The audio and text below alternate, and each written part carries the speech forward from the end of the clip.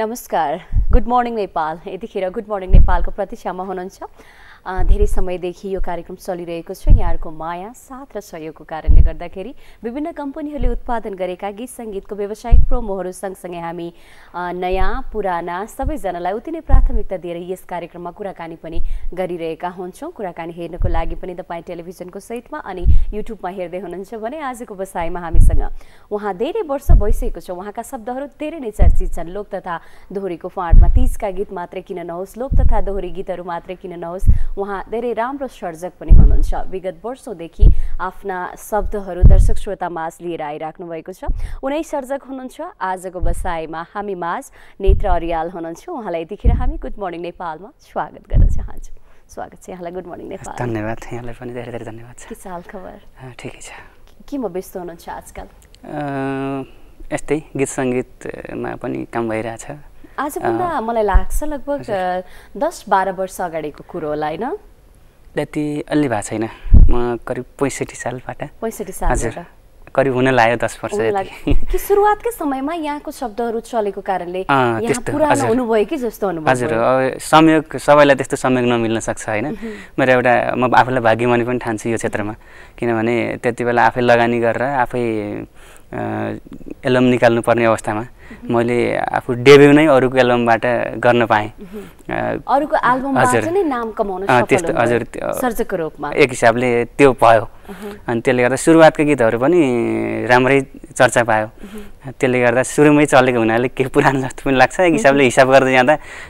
6-7 वर्ष भयो भनेपछि पुरानो पनि हो 6-7 वर्ष अझै बेसी भयो किनभने 6-7 वर्ष 7-8 वर्ष जति भयो हजुर हजुर मेरो नै एल्बम आएको छ भने मेरो एल्बम आउनुभन्दा अगाडि त धेरै हिट हुनुहुन्थ्यो 3-4 आइसकेको थियो त्यतिखेर यहाँलाई मैले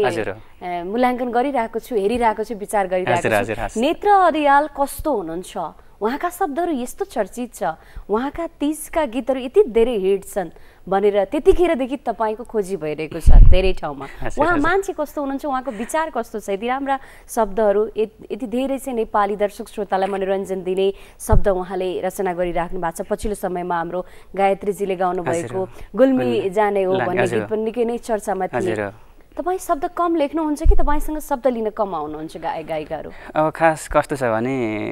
म शब्द लेख्छु भनेर त्यस्तै हिसाबले भनौं न प्रचारको टाइपमा म जाँदिन हैन उहाँहरुले खोजेर आउँदाखेरि जो आउनुहुन्छ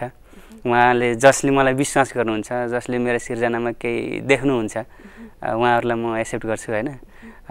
कुनै कुरा अनि मन पर्दा नै नमिलेको खण्डमा नगर्ने पनि हुन सक्छ हैन पहिला चाहिँ म अलिकति बिजी पनि थिए मेरो आफ्नो अध्ययन पनि थियो केही वर्ष भयो मैले आफ्नो अध्ययनलाई पूरा पनि गरिसकेको छु अब एउटा कस्तो हुन्छ भने अहिले पछिल्लो समयमा अलिकति फेरि यो व्यावसायिकता अलि हराएको हुनाले सबैले लगानी गर्न सक्ने स्थिति पनि छैन त्यसले गर्दा अब सबै गर्ने गीतहरु राम्रो हुन्छ भन्ने पनि हुँदैन हैन सबैलाई मूल्याङ्कन गरेर गर्दा म सकेसम्म मेरो मान्यता थोरै गरौँ तर राम्रो गरौँ भन्ने मेरो आफ्नो मान्यता भनेपछि तपाई आफै नै ब्याक हट्नु बारेछ मैले यसरी बुझे थोरै गरौँ तर राम्रो गरौँ भन्नाले काम गर्ने इच्छा त सबैलाई हुन्छ हैन तै पनि काम गरेर त्यतिकै हराउनु भन्दा त्यो काम गरेको चाहिँ त्यसको केही प्रतिफल आओस् भन्ने नेत्रजीको चाहिँ शब्द र संगीत लय लिँदाखेरि धेरै महँगो पर्न जाने भएर कि आजकल थोरै रेटमा पनि गर्दिने चलन छ किनकि नयाँ भाइ बहिनी आउनु भएको छ अनि यो एउटा के भयो भने पछिल्लो समय एउटा रहरको विषय भयो यो साधना भन्ने कुरा अनि यसमा हुनुपर्ने गुणहरु हो म आफैमा पनि केही कुराहरु कमी होला हैन मैले सुधार्न जानु पर्ने ठाउँहरु पनि धेरै होलान् एउटा रहरको विषय भयो अनि अर्को कुरा हाम्रो पहिला हामी आउने बेलामा बजारमा भन्नुहुन्थ्यो हाम्रो अग्रज दाजुहरुले गाउँको गीत शहर पस्यो भन्नुहुन्थ्यो म अहिले भन्छु हाम्रो शहरको गीत विदेश पसेको छ हैन किनभने अब गीत रचना अनि रेकर्डिङहरु सबै कुरा अनि म्युजिक भिडियोहरु सबै विदेशमा बन्न थालेका छन् हाम्रो सर्जक श्रेष्ठहरु विदेशिने अवस्था आएको छ खास कस्तो भन्दा नि यो विविध कारण छन् व्यावसायिकता हराएको हुनाले पनि हो हैन कसैले लगानी गरेर त्यसको रिटर्न्स आउने सम्भावना पनि छैन यो एकहोर लगानीको विषय भएको हुनाले मलाई लाग्छ संसारमा कुनै पनि व्यवसाय छैन जहाँ लगानीको आशा नगरिकन लगानी गरियोस् तर हाम्रो नेपाली गीत संगीत यस्तो भएको छ कि जहाँ लगानीको आशा नगरिकनै लगानी गर्नुपर्ने अवस्था छ हैन त्यसले गर्दा पनि हुन सक्छ र मेरो आफ्नो व्यक्तिगत कुरा गर्दाखेरि मेरो आफ्नो रेट छ हैन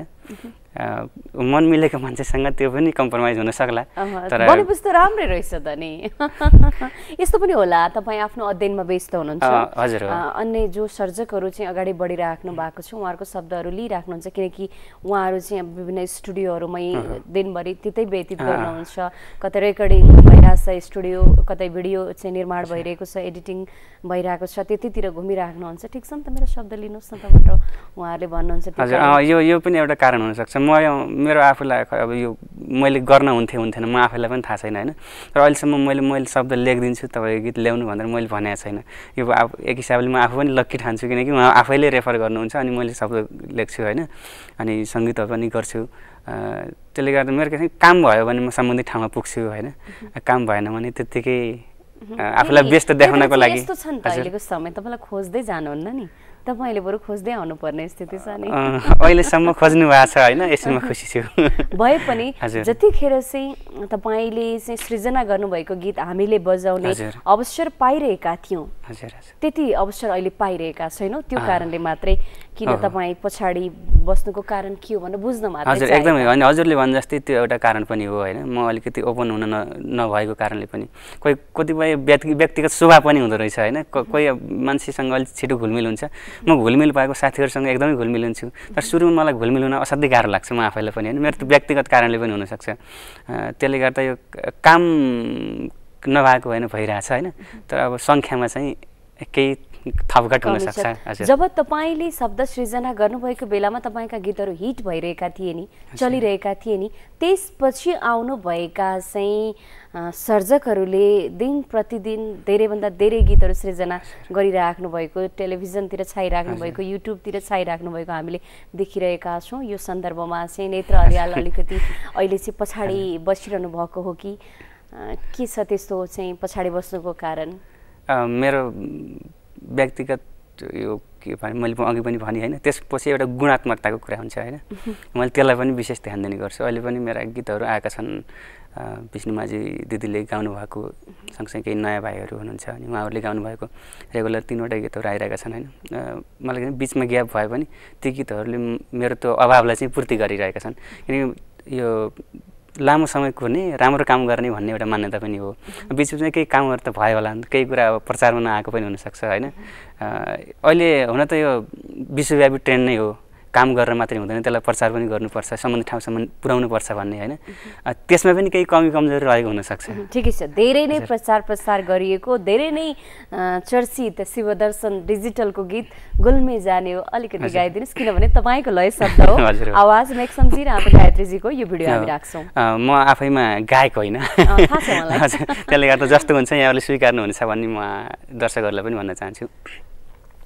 गुल्मी मेरो आफ्नो जन्मघर भएको हुनाले त्यस सम्बन्धमा केही गरौँ भन्ने एउटा धारणा थियो म आफू यो फिल्डमा भएको हुनाले यही मार्फत केही लगानी भनौँ न सृजनात्मक लगानी गरेको यसमा हाम्रो शिवदर्शन डिजिटल र गायत्री दिदीको ठुलो सहयोग छ र सँगसँगै मेक्सम भाइले पनि राम्रो न्याय गरेर गाउनु भएको छ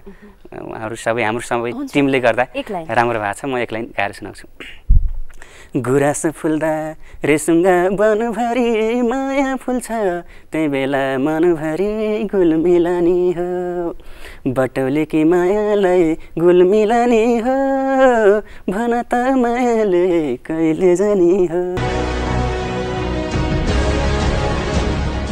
गुड मर्निङ नेपाल हेर्दै हुनुहुन्छ एनआर मल्टिपर्पज कम्पनी प्रालीको प्रस्तुतिमा रहेको गुड मर्निङ नेपालमा आजको बसाइमा हामीसँग चर्चित हुनुहुन्छ उहाँ धेरै वर्षदेखि अनवरत रूपमा आफ्ना शब्द सृजना गरिराख्नु भएको छ प्रस्तुत गरिराख्नु भएको छ दर्शक श्रोतामाझ उनै सर्जक हुनुहुन्छ नेत्र अर्याल यतिखेर पुनः स्वागत छ यहाँलाई अब नयाँ आफै केही गर्दै हुनुहुन्छ कि अरूले यहाँको शब्दमा लिएर आउँदै हुनुहुन्छ नयाँ कतै कामहरू भइरहेका छन् काम भइरहेको छ भर्खरै मात्रै 3वटा गीत मैले अघि भने रिलिज भएको छ युट्युबहरूतिर मिडियाहरूतिर आइरहेको छ यहाँको शब्द सङ्गीत मेरो शब्द सङ्गीतमा केहीमा शब्द केहीमा सङ्गीत त्यस्तो मिक्स छ होइन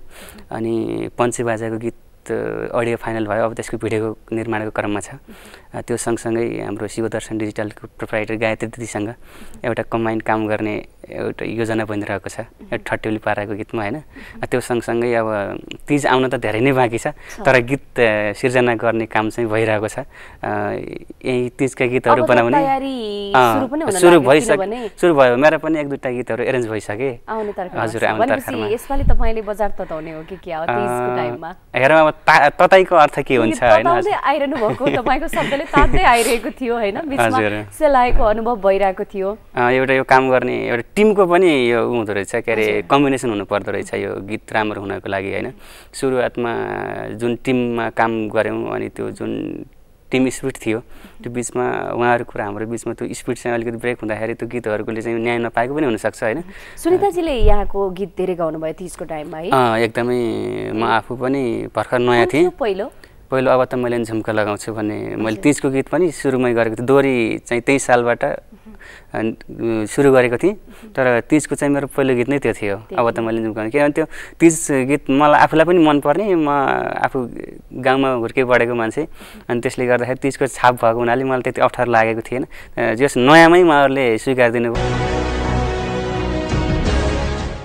गुड मर्निङ नेपाल हेर्दै हुनुहुन्छ एनटिभी प्लसको पर्दामा तपाईले हामीलाई good morning TV Nepal search गरेर युट्युबमा पनि हेर्न सक्नुहुनेछ आजको बसाइमा हामीसँग लोक तथा दोहोरी सर्जक हुनुहुन्छ नेत्र अर्याल हुनुहुन्छ फेरि पनि स्वागत छ यहाँलाई अब के भन्नुहुन्छ दर्शक श्रोतालाई अहिलेसम्म काम गर्ने अवसर पाइरहेको छु हैन यो क्षेत्रमा म सँगै सुरुवात गर्नुभएका कतिपय साथीहरू अहिले कुन अवस्थामा हुनुहुन्छ कहाँ हुनुहुन्छ उहाँहरूलाई खोज्दा पनि नभेट्ने अवस्था छ म एउटा भाग्यमानी सर्जक ठान्छु यो क्षेत्रमा अहिलेसम्म टिकिरहेको छु र बिकि पनि रहेको छु हैन त्यसले गर्दा यहाँहरुको